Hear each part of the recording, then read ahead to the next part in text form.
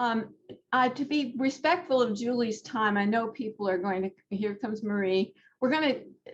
People will be dropping in. Julie, I don't know how to say it otherwise. Welcome back, Lynn. It's good to see you. Thank you. And Marie is a new member as well. She's an old friend of mine, actually. We don't say that anymore, though. A long time Sure. friend of mine.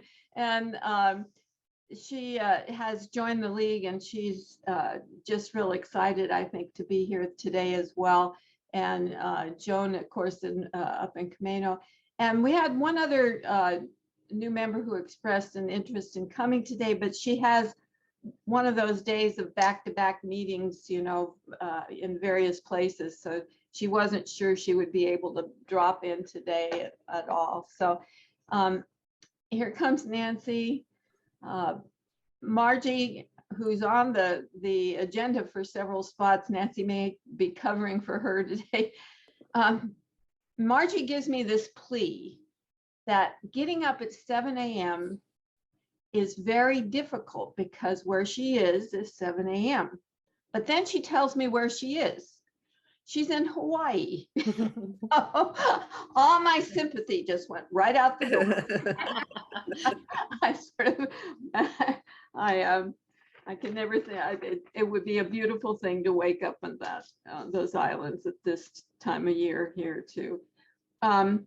With that said, welcome, Julie. We're so glad. Would you like to be co-host? So are you planning to screen share with us today? Yes, please. Okay, yes. I will do that first off here. And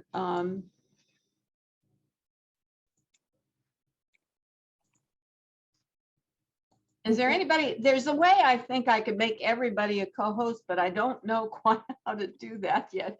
And but if any of the rest of you have screen sharing to do at any point in time, just let me know and I can set that up early on and we can do that. But Julie, you probably know by her writing because she is one of the environmental reporters who appears in the Herald, the Everett Herald. And she has done some really tremendous work on climate change and environmental things that are really significant to this committee.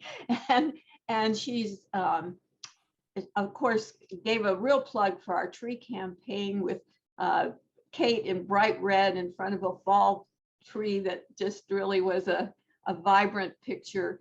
And she has a recent article, and I did encourage all of you to read it about, and I hope you did, because it was about new things that are happening. And in a way, real positive things. Positive, we get so wound up with, oh God, it can't be another degree going on. But we get so wound up in that we forget that there are a lot of warriors out here trying to make a change and to secure the future for future generations by those changes. And that's what Julie addressed in that last article that she wrote. And I think she may be sharing some of that with us today, I hope. And with not any more to say, because I want Julie to say it all, please keep your questions.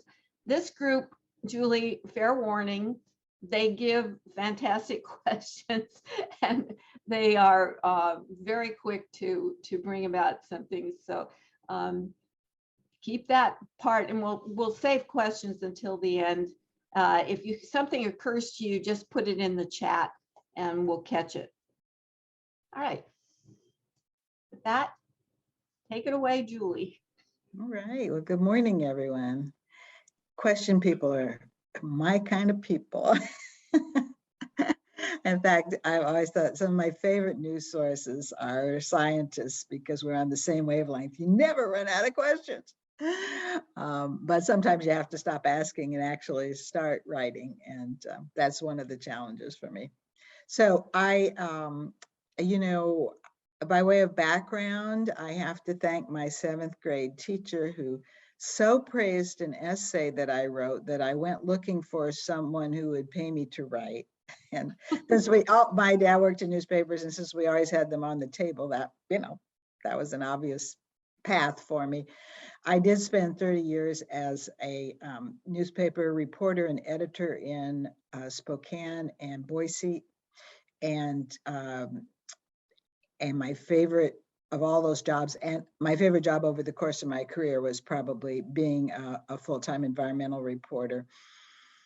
And then in the great downsizing of the newspaper industry at the ripe age of 50, I had to be looking for another job. And graduate school is the first refugee of the unemployed. So I went to grad school, and then I worked in university communications at Notre Dame and at WSU.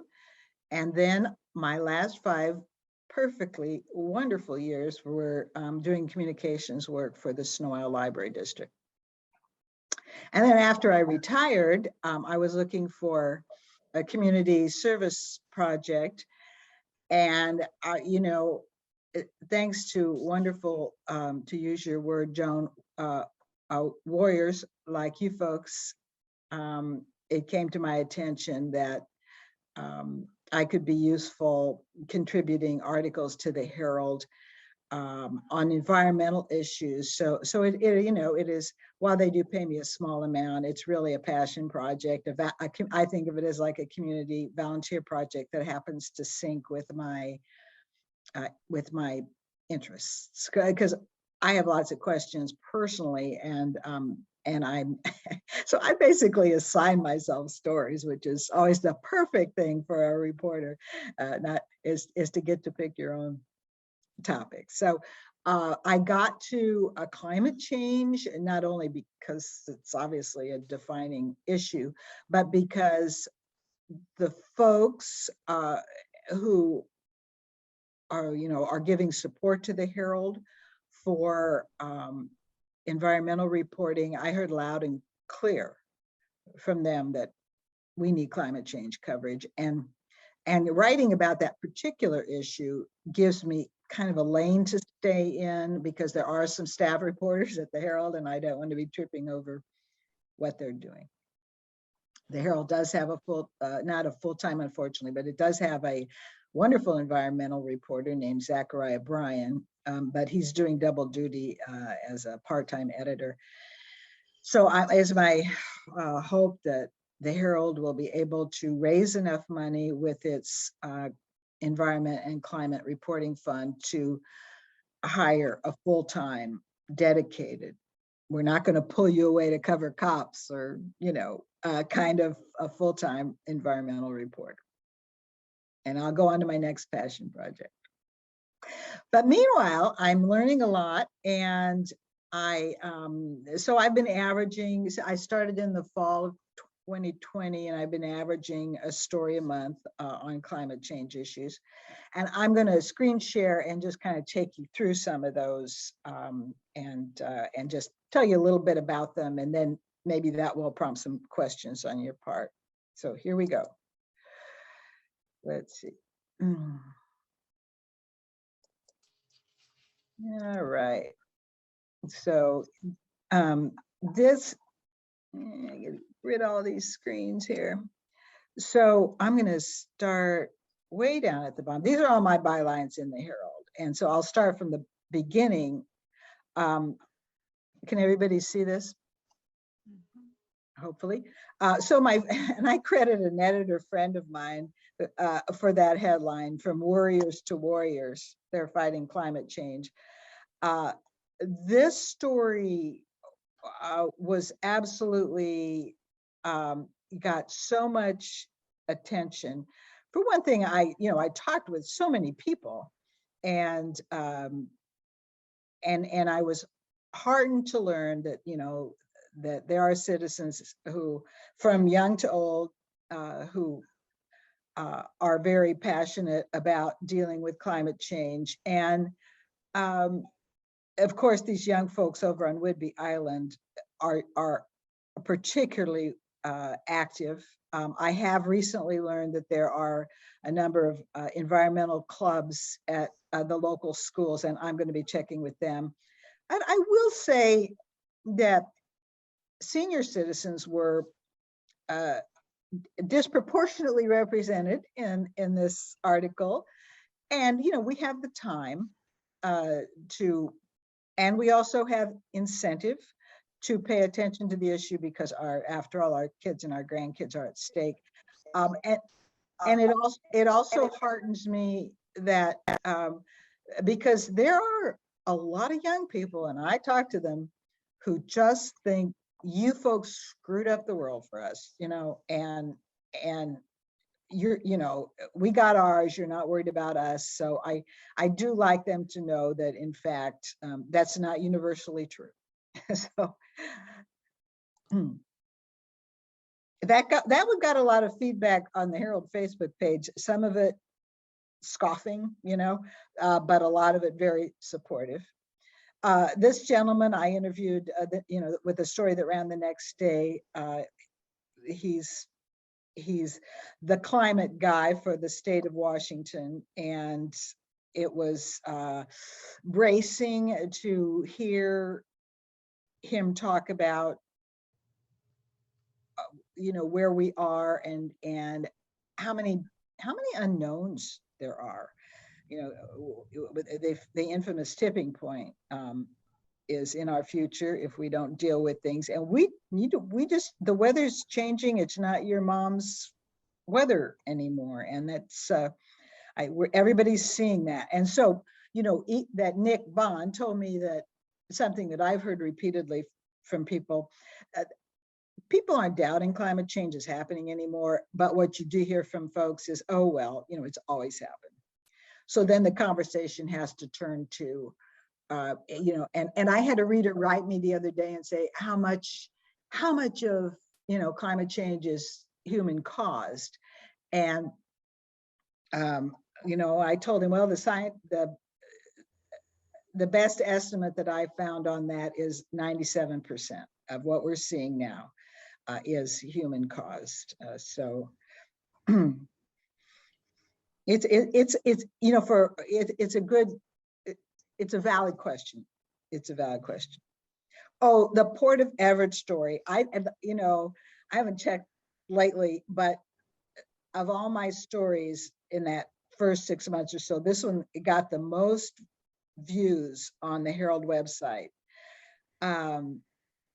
One of the joys of being a reporter is you're driving down the street or walking down the street and you go, huh, sea level rise. I wonder if the Port of Everett's concerned about that, you know. And then you find out, oh, definitely they're concerned about it. They're doing a lot of interesting things down there to cope with it and prepare for it.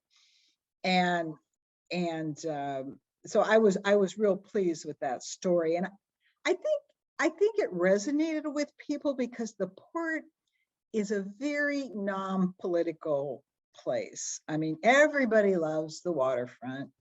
Everybody likes going down there. It's actually almost more of a downtown for Everett than the downtown is. It's more of our identity, I think. And so it got a lot of attention. This ran, I think, the next day. The Mukilteo Ferry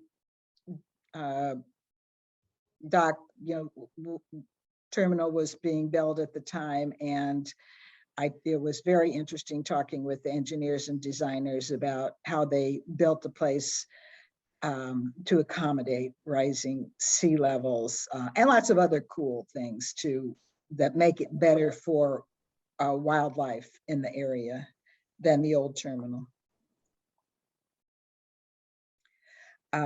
This was also very interesting. I knew that one of my first articles had to be about the tribes. So this focused on the Tulalip Tribes. I say if they had a single interest, they have many, but if they had a single interest when it comes to climate change, it's salmon protection, because the streams are heating up, and there are so many, which is, of course, fatal to fish. And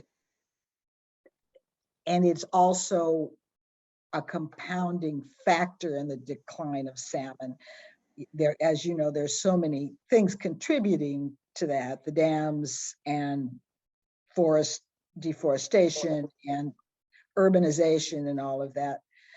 So that was, you know, it can be challenging getting in touch with, they're busy people, and you know, they have a lot of their own bureaucracy to work with. But I have found over the years that tribal sources are among my very favorite, because it may take a while to get their time, but boy, when you do, you have their full attention. I've never felt anything like that. You know, in this day and age when people have trouble focusing, you might have heard the phrase Indian time. And they joke about it, you know. Indian time is, you know, when it happens, it happens. However, they have a commitment of attention when you do finally talk to them, and conversations are long and quite wonderful. And they also don't just talk about science, they talk about culture and history. And I love that blend of full human experience when it comes to talking about the topic. These were a couple of two retirees on Whidbey Island, whose names I came across, and when I was reporting on climate change there. And in the old day, we would have called this a sidebar, a companion story. And again, oh my gosh, these people are diehard activists, and they have been at it for almost their whole lives. Wonderful, long view, and with age, they have not lost any fervor at all.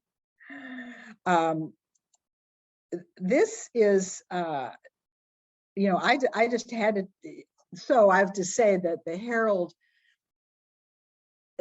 officially covers Snohomish County, but it has a sister newspaper on Whidbey, and obviously people who go back and forth between the two counties.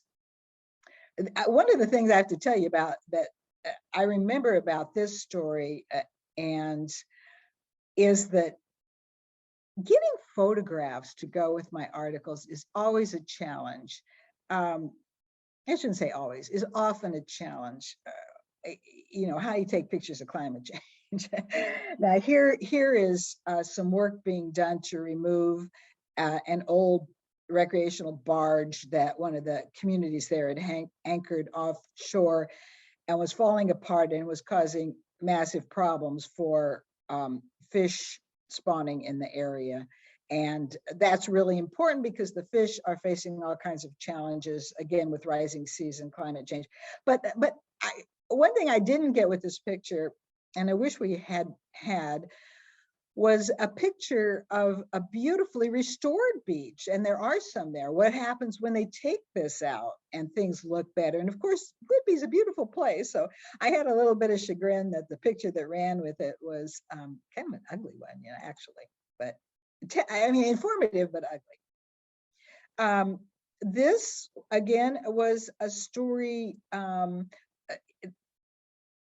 don't know, might have been one of the most political stories, if you want to frame it that way. One of the one that got into contemporary politics was about HB 1099. This was written in March of 2021. That was a bill that would adapt the state comprehensive law and require it to mention specifically adaptation to climate change and move it towards focusing residential units near mass transit and keeping it as much as possible out of the rural areas, which is a big climate issue because transportation is such a big climate issue.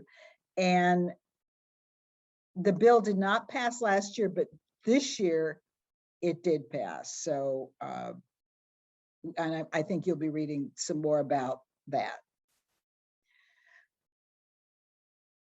That was a bill that was sponsored by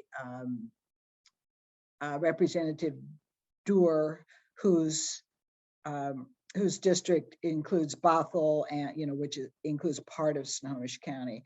I'm always looking for Snohomish County angles. That's my audience and my mission. This was a very time-consuming series in terms of reaching all of my sources.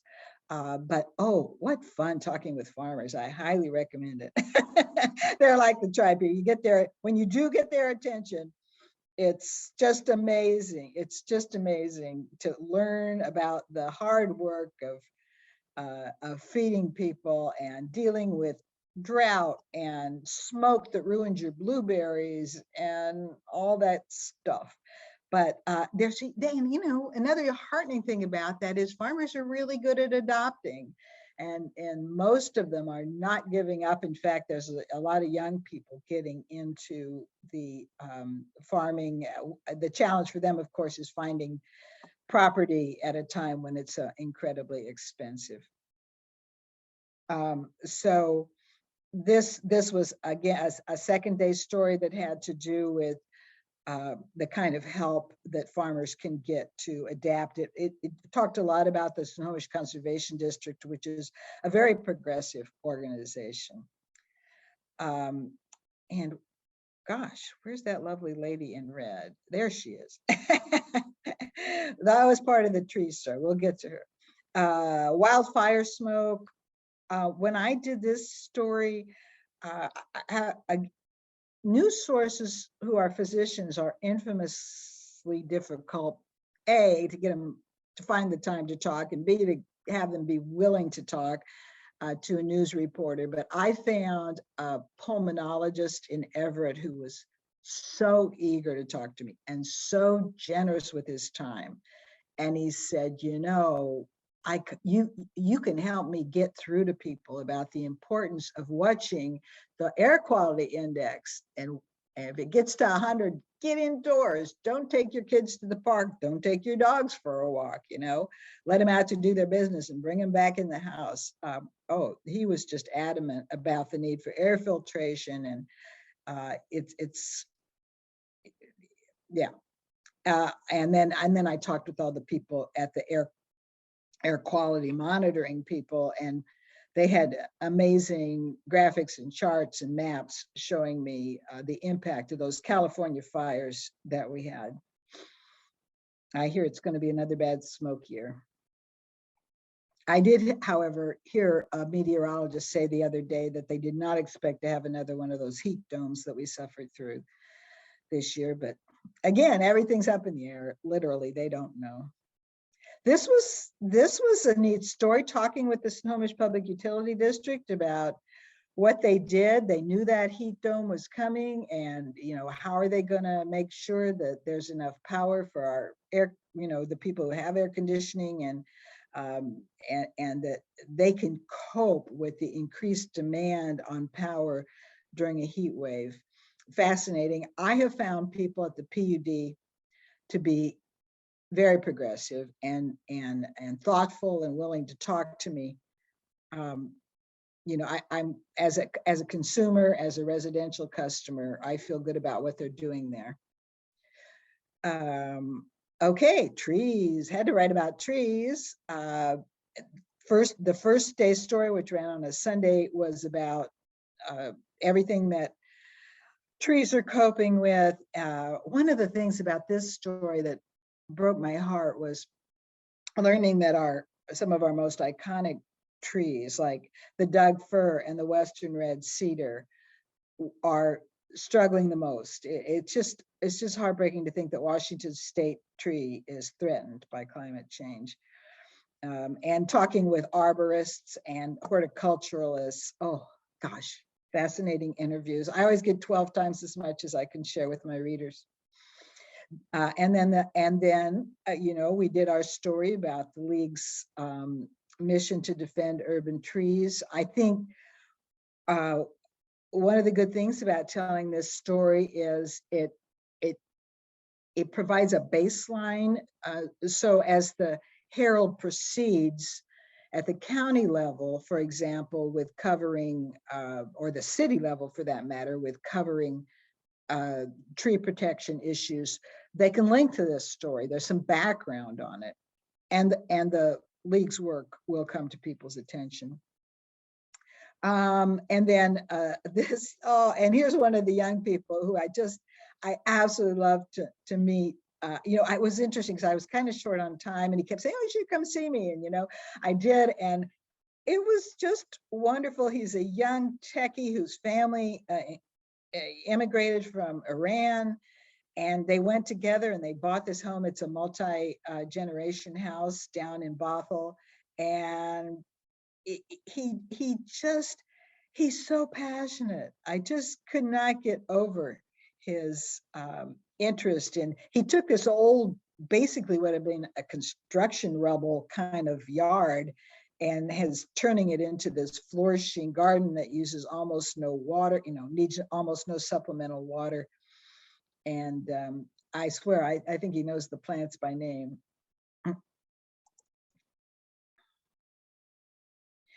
Okay, and this story was one that the people at the University of Washington Climate Impacts Group love this story. And I was told the other day they're still sharing it in their community because it's a story about how communities are taking information about, you know, taking climate science and applying it on the ground. So the county is making road improvements. This is their first project specifically with climate change in mind, and they're going to fix the road that is south of US 12, or south of the highway, and yes, south of US 12, but south of the Snohomish River.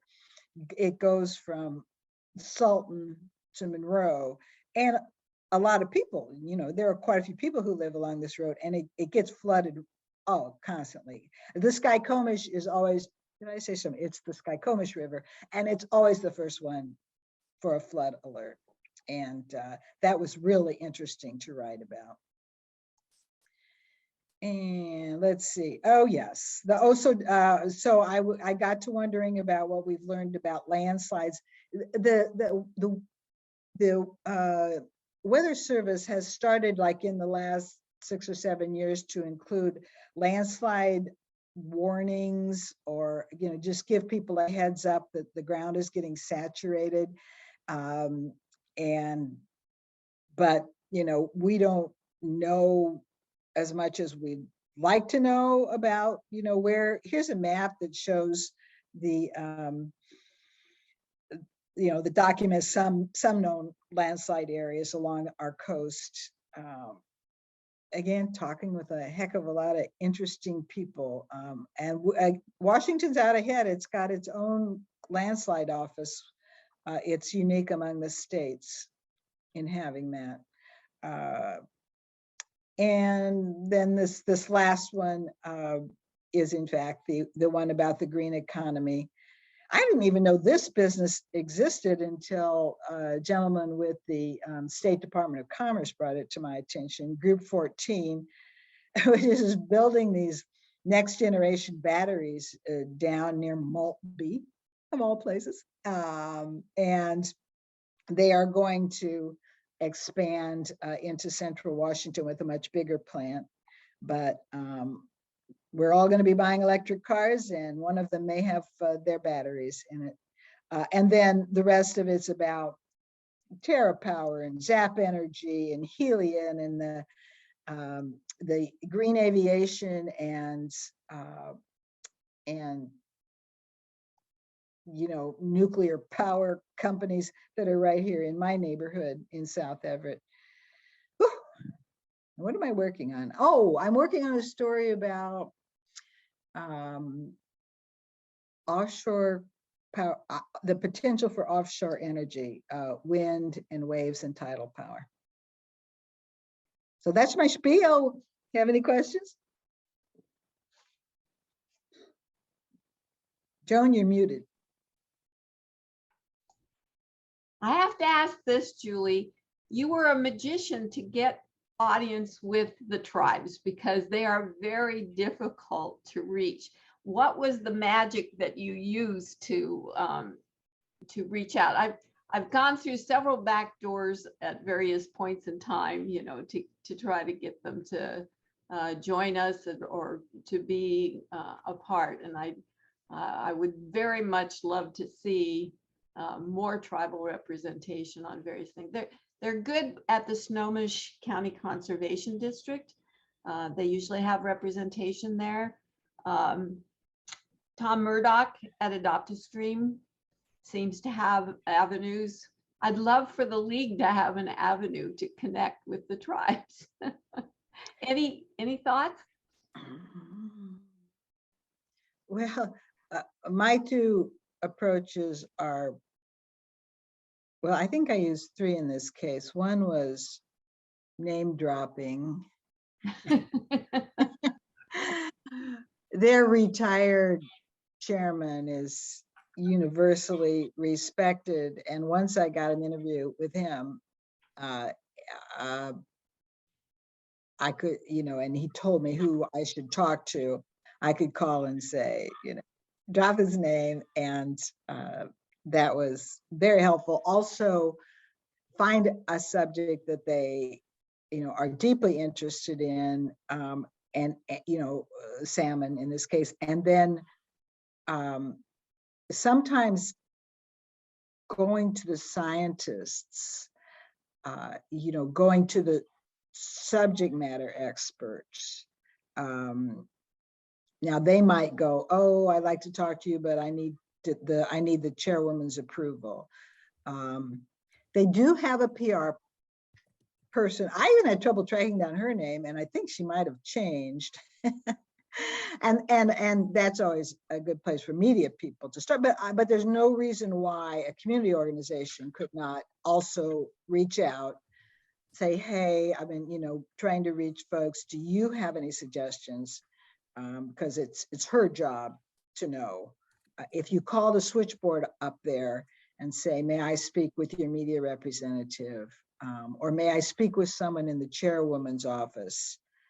I think on several occasions they needed the approval of the chairwoman before they wanted to proceed in talking with me.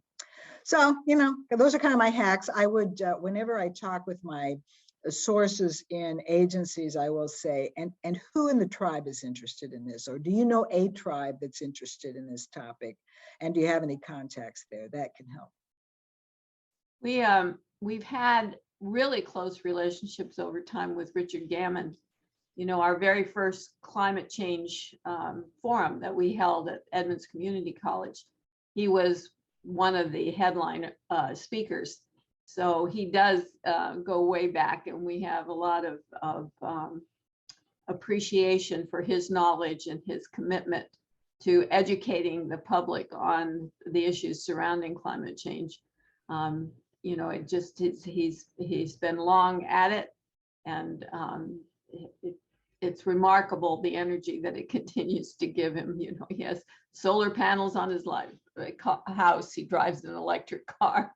He walks the talk that he gives, and it's refreshing to be in his presence, I know, or just talking to him.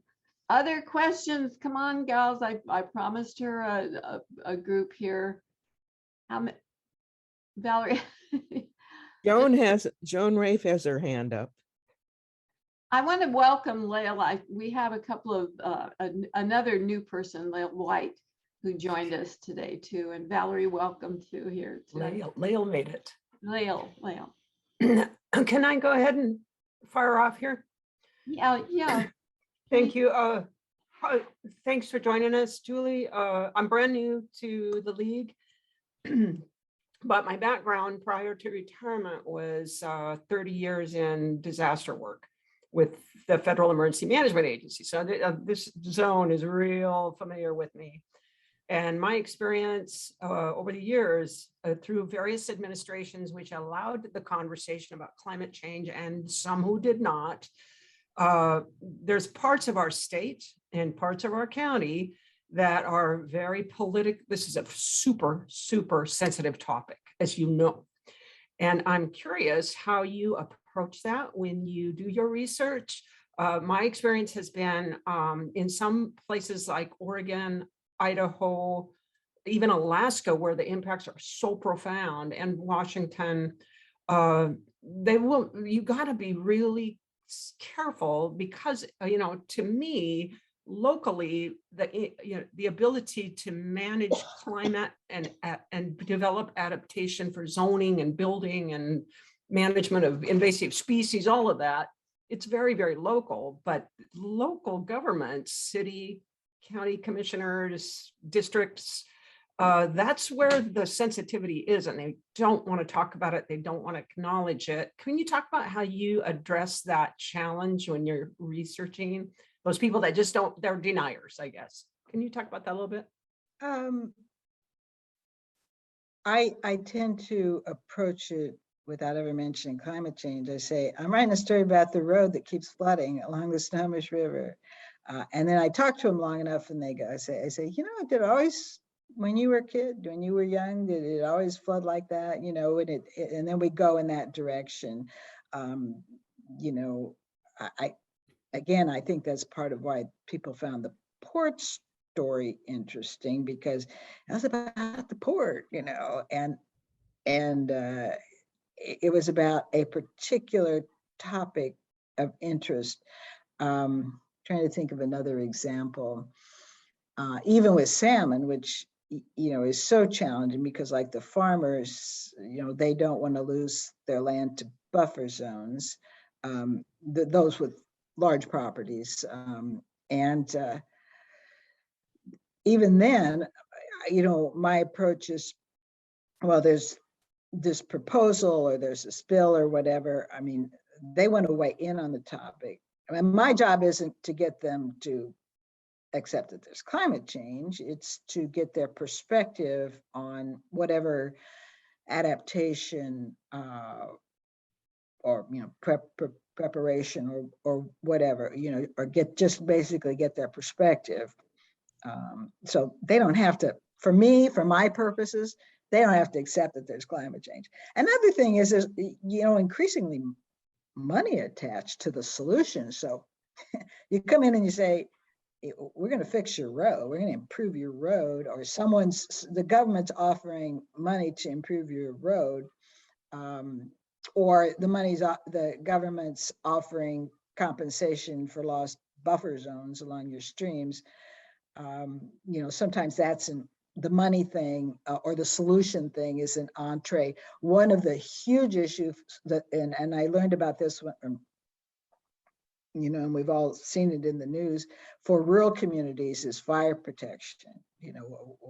Do they have the resources they need? And they're not going to not want to talk about that, So, yeah, maybe my challenges and my mission's a little different. I will say, I remember my reporting days. I remember this a source he was in the timber, the mining industry, and he said, "You never include our opinion." And I said, "I call you guys and you don't want to talk to me. So how can I include your opinion?" So I think, again, part of my job is to be persuasive and non-threatening enough that they see this as an opportunity to share their opinion.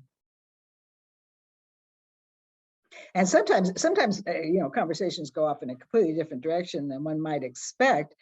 Somebody who is not so, probably doesn't fully buy into climate change, will start telling you how things have changed since his youth. That certainly happened in the head of the local farm bureau is a very conservative guy, and his perspective might be different than yours, but if you start asking him for his memories and how things have changed, it kind of documents the need for stories. There's a big difference between those members of the Farm Bureau and the agricultural commission. There's like two farmer committees or union out there, and they do have sort of competing agendas when it comes to political issues. Yeah, and I thank you for mentioning that, because one of the, oh gosh, I was so frustrated. Well, when I worked on, you know, the story about the League's efforts, I wanted so much to talk to builders. And I mean, I called this, you know, I said to, you know, the home builders representative, the lobbyist who everybody refers you to. And I said, well, you know, I'd like to talk to the people who are actually doing the work. Is there anybody you can name who's been around here, who's a longtime builder? And, you know, he gave me a name, but the problem is that all of those, as I had been warned, these local companies have been bought up by national corporations. And I could tell this guy wanted to talk to me, but he wouldn't do it without the okay from corporate. And he didn't get it. They would not let him talk to me. And I mean, you know, yeah, it's really hard. I'd love to talk to them. You know, what are the, okay, you're on a work site, there's a tree there. How challenging is it to stay away from the drip line of that tree to protect the roots? And when you plant those little trees as replacements for the big ones, how secure, you know, what can be done about making sure that they survive? And what do you do with the topsoil that you take away? And why do you always take away the topsoil? And, you know, that kind of thing. I'd love to talk with them about that. I think it really broadens the story and the perspective, but I didn't get it. If I was writing a book or, you know, had more resources, I might have found a way to get around that problem. Julie, Kathy Hamilton brought us a speaker from the Green Builders who worked under the auspices of the Master Builders Association. And plus we had Tom come and talk to us, who right. water thing. And both of those give you some real positive insights, or, you know, what could be positive insights on people who are in the industry, who are taking a different path than we normally get, that people that are been used to the Phoenix, Southern California mentality of how to build, you know, and then bringing it up to the Northwest following the I-5 corridor. It's nice to know that there are some thinking individuals out there, and it is kind of a hopeful perspective. Other questions, you guys? Julie's only here for a short while, but I want to mention that Julie is an environmental reporter, and right now environmental reporting at the Herald does work very much so on donations.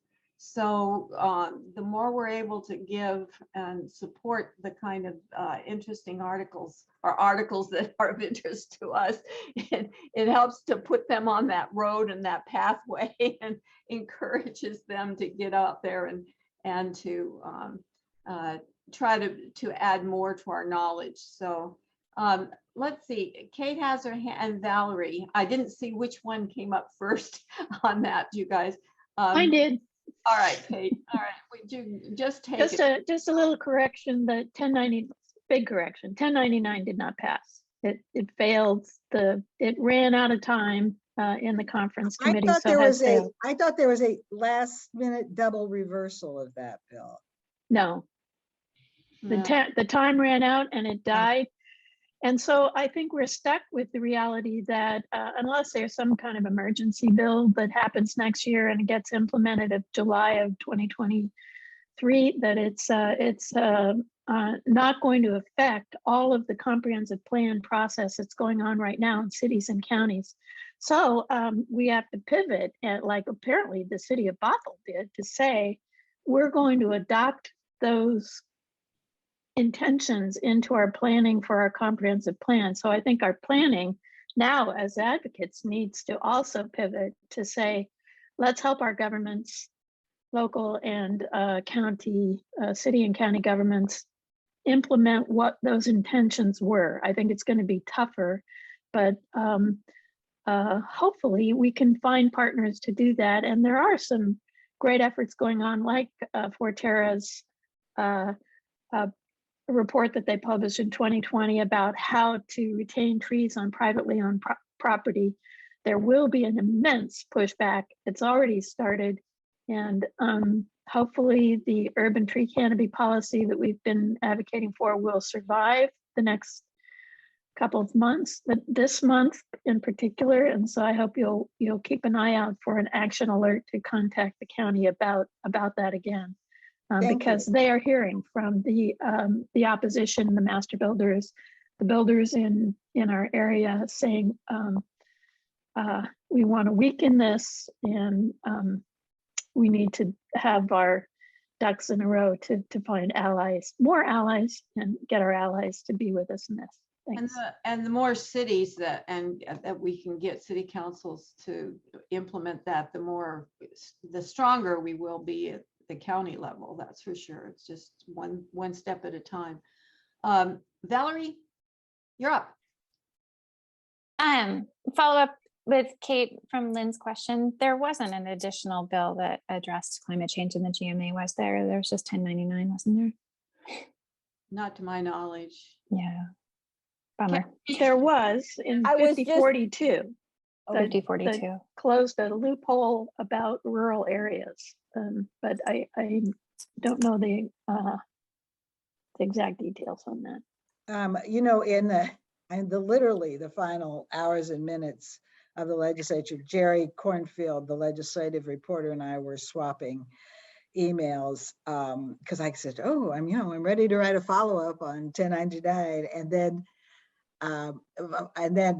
he, understandably was exhausted after the session, and we have been talking about circling back and trying to do some kind of roundup story on the environmental or the climate in particular, but the more broadly environmental stories that came out of the legislature, and which was especially affect Snohomish County. So that's still in the cards. He said there's a lot of them.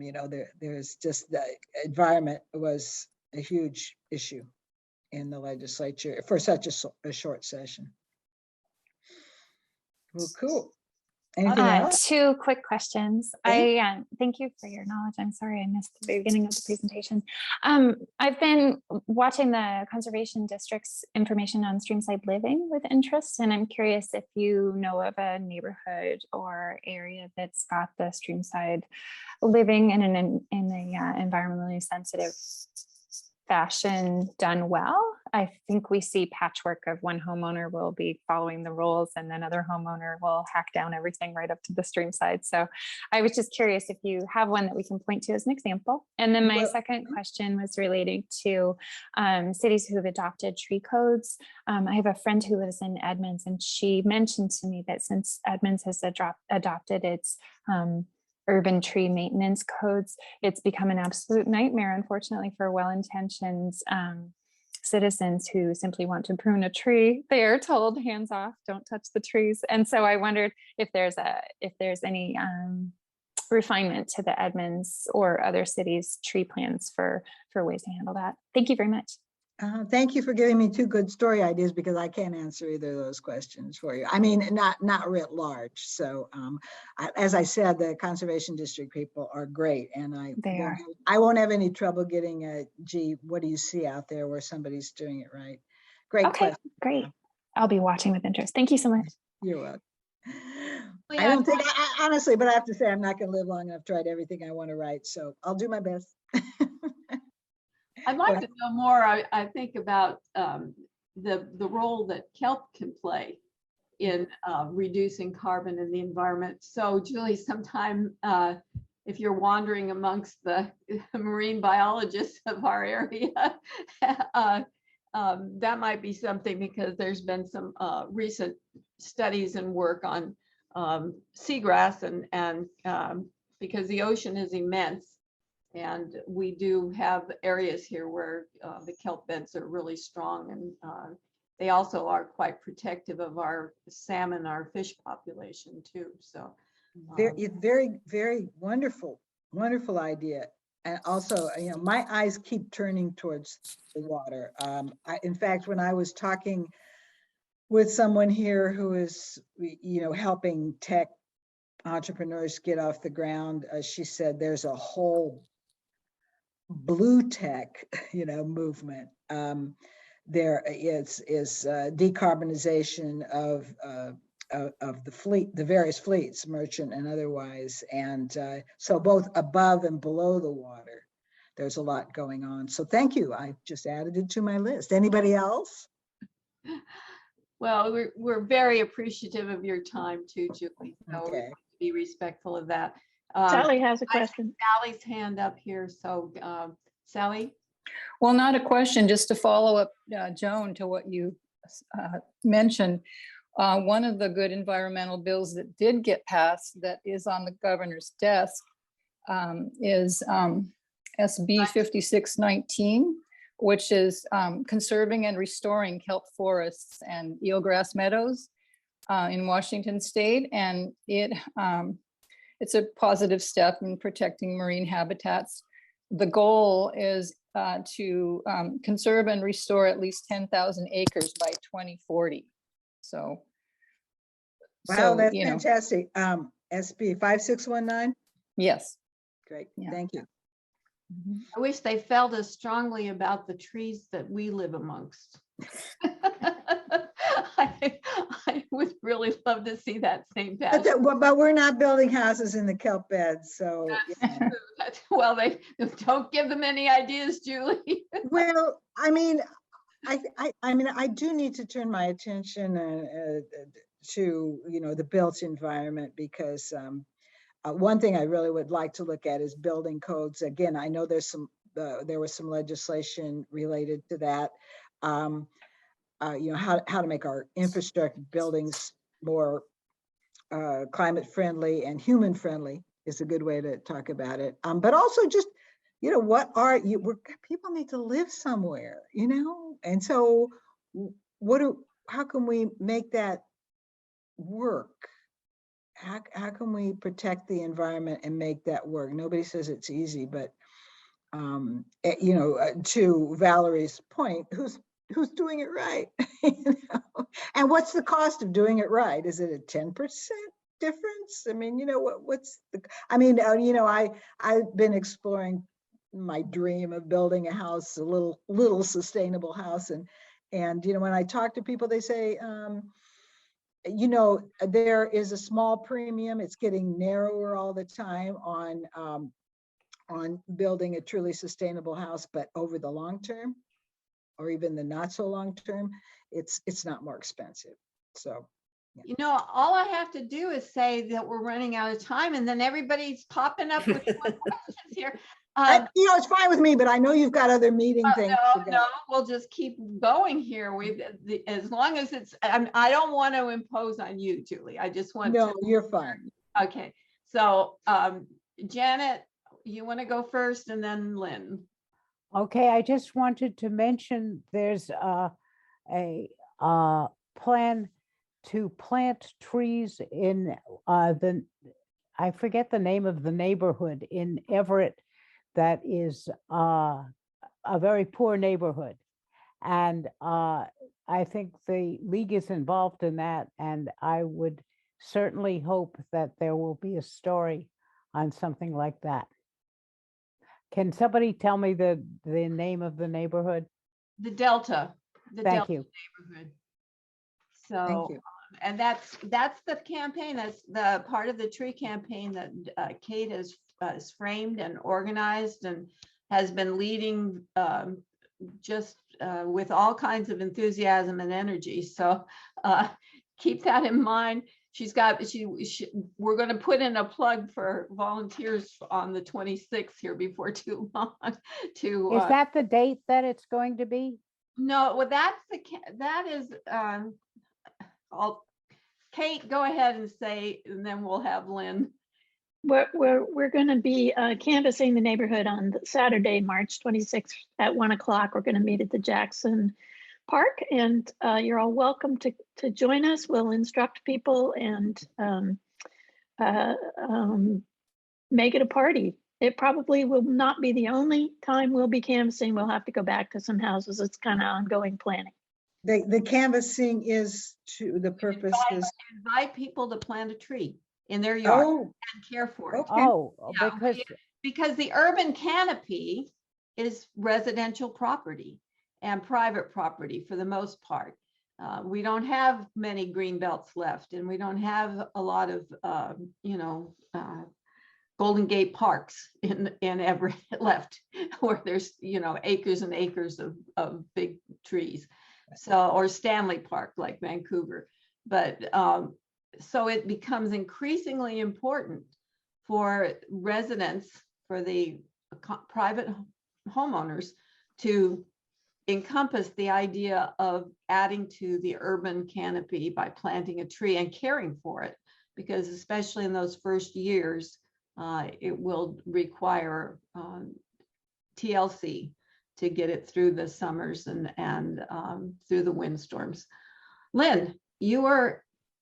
Is it a question for Julie? Is it possible or to ever have a conversation about limiting growth or limiting population and what that would actually mean? I mean, there just seems to be this overriding assumption at some levels anyway, and certainly in the Growth Management Act, that we're just going to grow. We are just going to grow forever. And the challenge is, how are we going to do that? Is there ever a way to address, maybe we shouldn't grow? Maybe we don't want to attract any new industries. Maybe that brings in population. Is there ever a way to discuss that in a way that you analyze, would that cause a recession? Why don't we ever think about that? I mean, that topic, in my view, doesn't really get covered. And yet it's an obvious one to me that is going to need to be resolved at some point. Is growth inevitable? Yeah. Yeah. Or is it even good? Or is there a way to limit it to nothing without going into a recession about it? Is there a way to actually stabilize? Or affecting people's civil rights. And I think that's the one. Or affecting people's civil rights. Right. Right.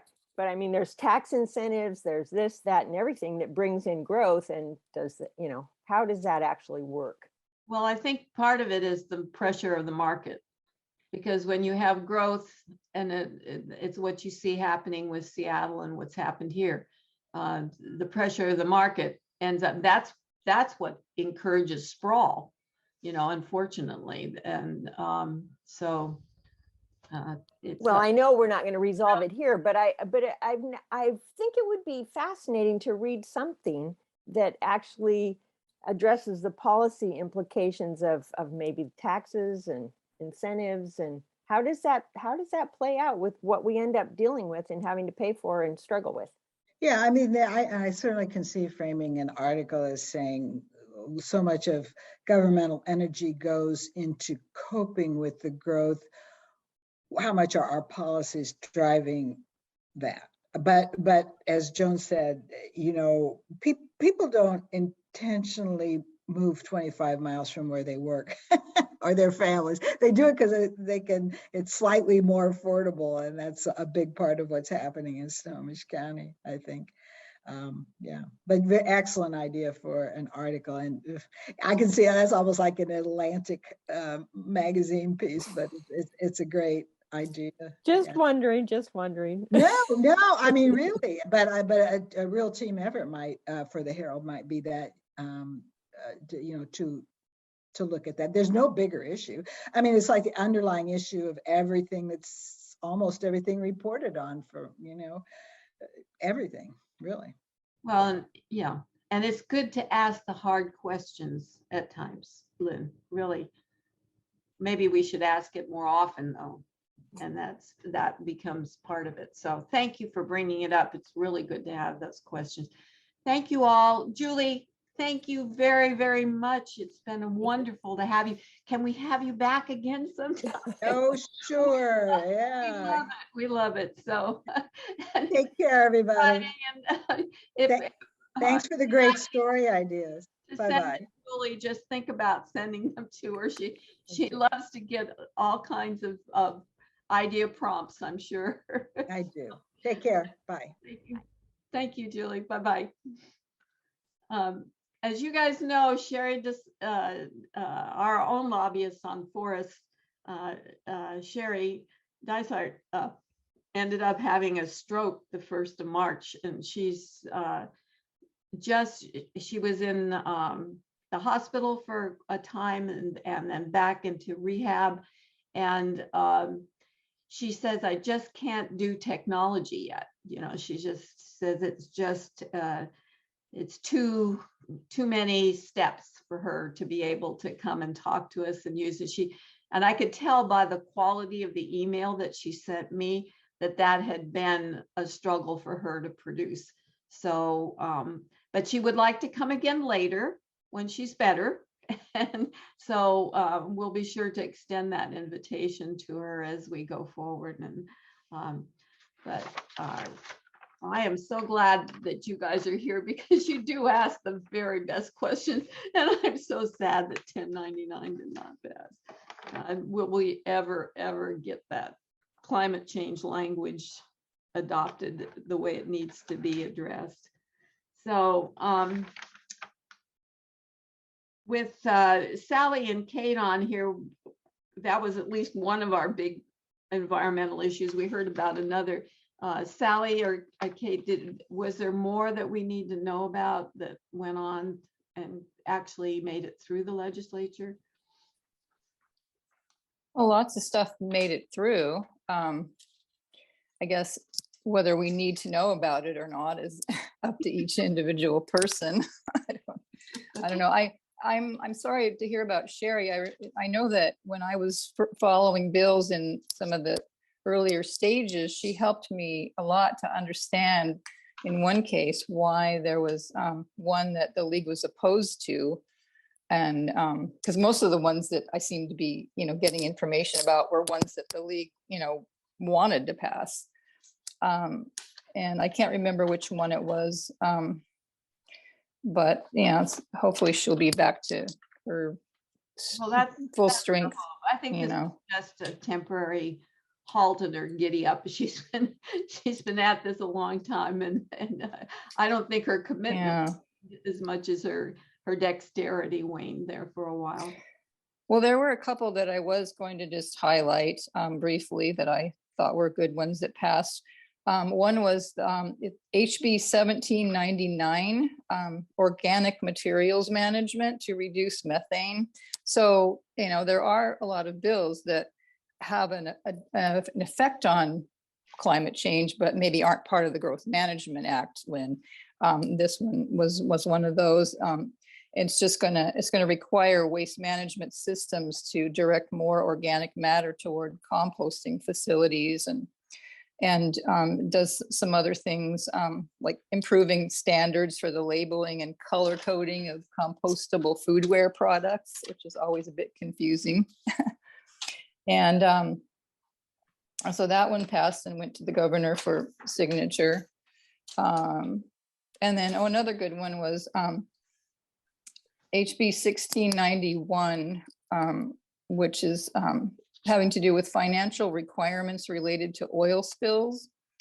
And what that one does is it creates something called a certificate of responsibility that's issued by the Department of Ecology to an owner or operator of certain types of vessels and facilities, that they have to be, that shows that they are able to demonstrate that they have the financial ability to pay for costs and damages caused by oil spills.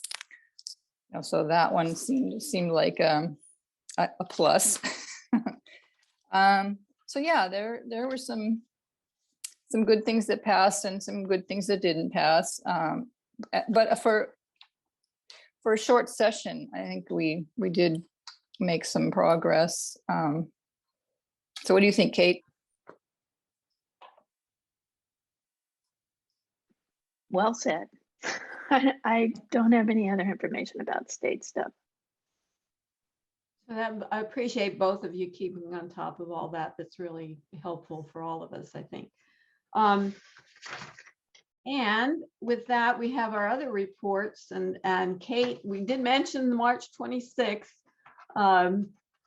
What else is happening here on the tree campaign, the partnerships, and the going forward? Well, I hope that I sent an update on the Delta Tree project, because the Snohomish Conservation District got funding from the Nature Conservancy to help out with this, and it's going to just make the total difference in being able to promote it and turn it into a party. And they are on their way. They have, in fact, maybe they built a website for it that I just put in the chat.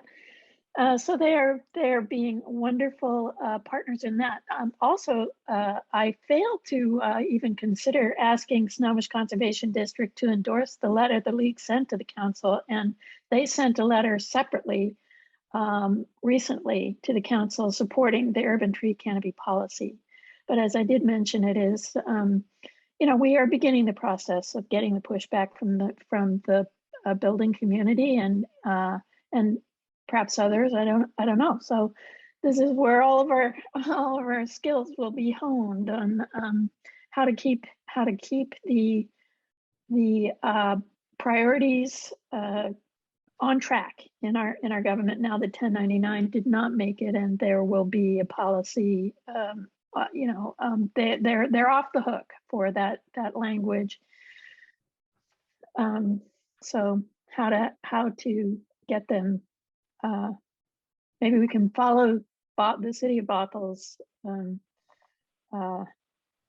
model of how to bring it into the discussion of the comprehensive plan update. But it's ongoing. Okay, there's so many things here in chat all of a sudden that I didn't have time to really. There's articles by Jerry Cornfield, environments of fossil fuel, we need to talk to one another. That was from Kate about what's happening from the Whidbey Island Union of Student Leaders. And so if you get a chance to peek on your chat, there's some really neat things. Julie Winchell mentions an article from Como News on the wolf hunt that's supposed to go on to try to limit the wolf versus the livestock conflict that's on. So please take a look at the chat. I just took a peek at it myself here, so it's full of good information as well. Margie's not here to talk about the Edmonds City budget and planning, but at one point after we toured the Edmonds Marsh, Joe Sordino had described his vision of having a park where there would be a daylighting of the marsh to the Puget Sound, and with trees encompassing the perimeter of the marsh that maybe even we could have helped to bring about. The Edmonds budget has been under scrutiny by a different group of people that were voted in. And as a consequence, Nancy, maybe you could speak to some of this too. I don't, even though my address is at Edmonds, I live in unincorporated county, which means I miss a lot of these city council conversations for both Mukilteo and the city of Edmonds. So go ahead, Nancy. Do you want to describe what happened? Actually, I didn't sit on the meeting. Margie did, and I thought she was going to be here, so I didn't catch up with her. Sorry about that. Yeah, unfortunately, the whole vision for the park got put aside in favor of other budget considerations. So it doesn't mean that it's gone, because a vision is a vision, but it means that it really has to simmer for longer than we wanted it to. And so anyway, that's not the full detailed report that I'm sure Margie would have given you. Um, Joan? Are we on the, who else? Janet, do you have more? Can you tell us more on that one? Or who else is in the Edmonds? All right.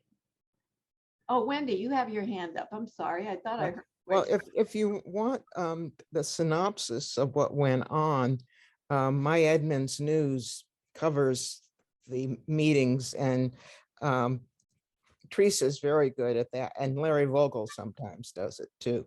But they're very good at summarizing what went on, including the contentiousness. Right. The next That's part, it's My Edmonds My News. Edmonds News. We'll check it out. Thank you, Wendy. Thank you for that. Nancy, do you want to talk a little bit about our electrification of the schools effort? Sure, thank you, Joan. We, as I think I've mentioned before, we have active people working in 3 districts. And we also, if anyone here is from Snohomish, we have some interest in looking at Snohomish as well. We have one volunteer who lives there and who would really like to push that forward, but she doesn't feel like she can do it alone. So I'll put my email in the chat in case anybody's interested. But here's the rundown. Sarah Blake is our natural resources one-woman dynamo in Arlington. And she's working with the advisory committee there. And here's the latest. The district is committing to finding funding to change out 8 of their 20-year-old district service vans. 8 new vans will cost about $400,000. So they haven't found the funding yet, but they're actively looking. They're exploring grant applications to access money from the infrastructure bill for electric buses and charging infrastructure, which may be possible.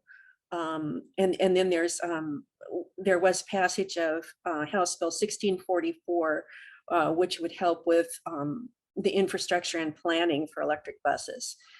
And their energy manager has been working on ventilation and lights, which can save a significant amount of power. But one thing that the pandemic has done is force them to increase their ventilation to always on, and that has really affected their bottom line in terms of cost. So the next steps Sarah's going to take are brainstorm with the group and discuss further actions at the May meeting. And Sarah has also offered to help with grant prep if the district wants to pursue Department of Commerce funding, including for solar. So she's really making some inroads there, but she just got a new job, and it's kind of squeezing her quite a bit. So in Edmonds, 3 of us have developed relationships with the facility director and the transportation coordinator. We found that their diesel buses won't need to be replaced for 10 years, which is nasty. So in the meantime, we're working with them to see if they have the latest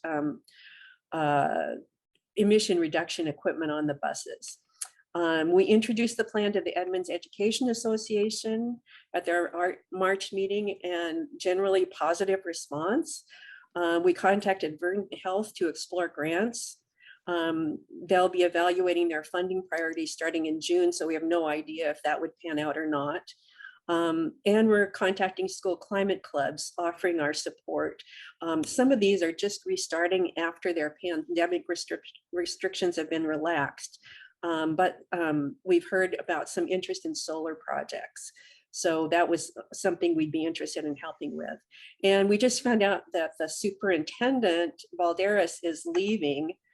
So that's going to be quite the switch for this district. He's only been there for 2 years. So I'm sure we'll have some delays because of that. In Everett, there's a lot of activity. The school board seems to be really positive. And the group met with the superintendent and his facilities leadership team, and they're considering the request. of course, they were non-committal. And the student rep to the board and PTA reps were also part of that meeting. So that was great. The PTA is working really hard on a resolution of their own. There is a statewide climate resolution that the PTA has did a couple years ago, and Everett is looking at that and making it stronger, and would be interested in making that statewide if they get support for that. And the Everett District contract with Durham Bus Services includes Durham's commitment to purchase 10 electric school buses in the next year. So they're moving on that. So we're finally finding some progress. And again, if anybody is interested in Snohomish or possibly Mukilteo, we do have one volunteer already and would love another one. So thank you very much. That's all I've got. Nancy, good news is always welcome. It's great to hear all that activity. You guys have been working hard. Thank you. See, Lee Alley's not here right now. Kate, have you been going to the climate action? Yes. Lee is moving to Wenatchee, so he's hoping that someone will be interested in taking over this Citizen Climate Lobby Snohomish branch. And I gather that's under discussion. Lee's contact information won't be changing, and you know, he's going to be a wonderful advocate there where they need him. Yes. But I'm going to miss his membership in the Snohomish League and his leadership. So if you're interested in leading that chapter of CCL, please let them know. Yeah. His voice was strong, and we will miss him. So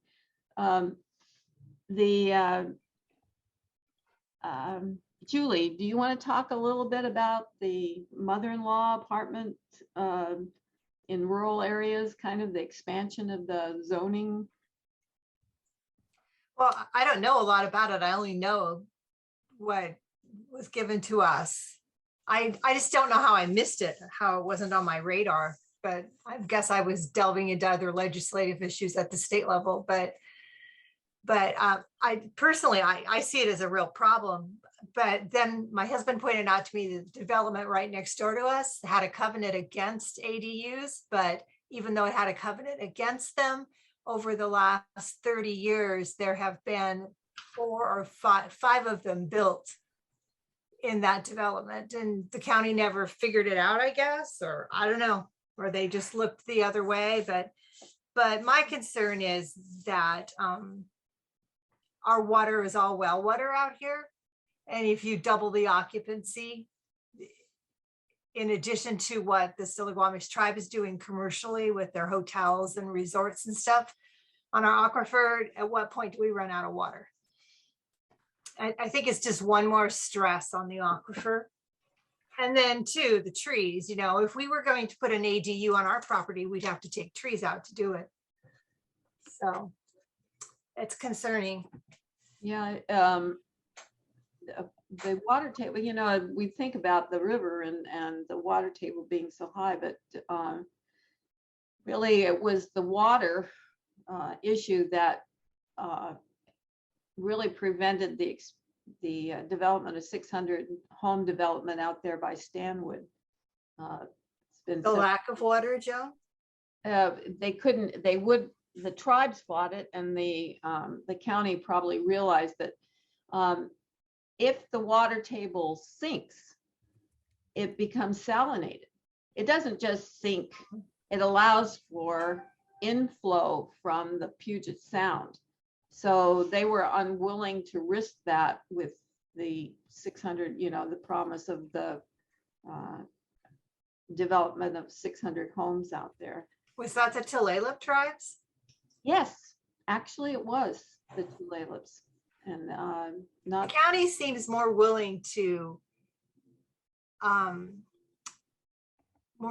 contest what the Tulalips do than the Snohomish, and I don't understand why that's so. but in fact, there's a psychiatric hospital that's being built in a rural area off of 300th Street in Stanwood. And our county councilman actually wrote a letter to the tribe asking them not to do it. And he's behind the people that are opposing it. But we got no support on all the commercial development in our neighborhood from the Snohomish tribe. So there's some interesting politics there that I don't understand. Yeah, no, when you know the particulars, then you gather a better understanding, but sometimes, you know, you're too far away from it to know. So, all right. Is there any more? Oh, Baxter Ridge, there's a red ticket on that retaining wall, but I don't know how far it's going to go. We walked out there to look at it last February, and it's a monstrosity, and there are some questions about how the permits were passed, and those questions are being asked, but it doesn't change the fact that it's ongoing and that there are more retaining walls going up as we speak. So I don't know, Sally, if your husband knows any more about it, I don't know right now, you know, where it lies. So with that, is there any more for the good of the order? Julie liked the last suggestion I made, reading Music of the Bees. We brought it up at the general meeting too. It's a great way to learn about being a, what do you call it, a beekeeper? And it's a story of a beekeeper and how bees can relate to people's lives and actually make changes, healthful changes for them. It's an upbeat book. It's got, you know, there's the environmental battles that go on, but there's other things that it leaves you with a good feeling. Maybe not a realistic feeling, but at least a good feeling. So any other suggestions for the good of the order? I'd like to talk a little bit before we go about field trips. Oh, Julie, you've got your hand up here. I have a question for Kate. FutureWise might be appealing the ADU ordinance. I don't know. Kate is gone. Oh, she's gone. Okay. She put something in the chat, but I didn't know which ordinance she was talking about. So. Yeah. No, here she's back. She's back. Well, no, she was here and now she's got. Kate, you had a question directed to you. Are you there? I am. So the FutureWise ordinance, the ordinance that the FutureWise may be appealing, is that the ADU ordinance? The detached, yeah, Okay. DADU, yeah. Okay. Okay. And then that link I put in the chat about the wolf management thing, they're asking for public input on this. Evidently, the language about using non-lethal methods, the ranchers using non-lethal methods first has basically just been an understanding. And I haven't gone to that link myself. I just saw it this morning, but it might be worth checking out and giving some input to. Thank you. Thank you, everybody. I'd like, before we escape, I'd like to start getting a feel for potential field trips that we might take. And I was wondering about some of these businesses that Julie wrote about that are being located at Painfield. There's the one at Darrington that Forterra is investing in, that timber. That's a kind of a trek to go out to Darrington, but it might be good for us to see what's actually happening out there. I'd very much like to do this.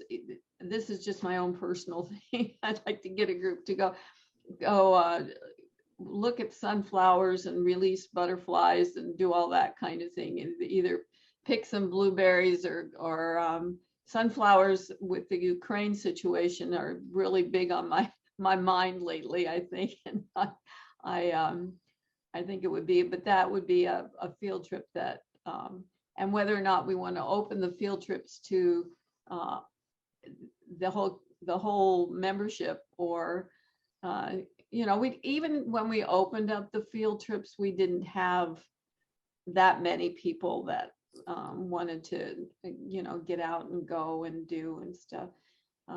Another field trip that I wanted to take has been the, help me out here with, in Woodinville, they've been putting together packets of food for, 21 acres.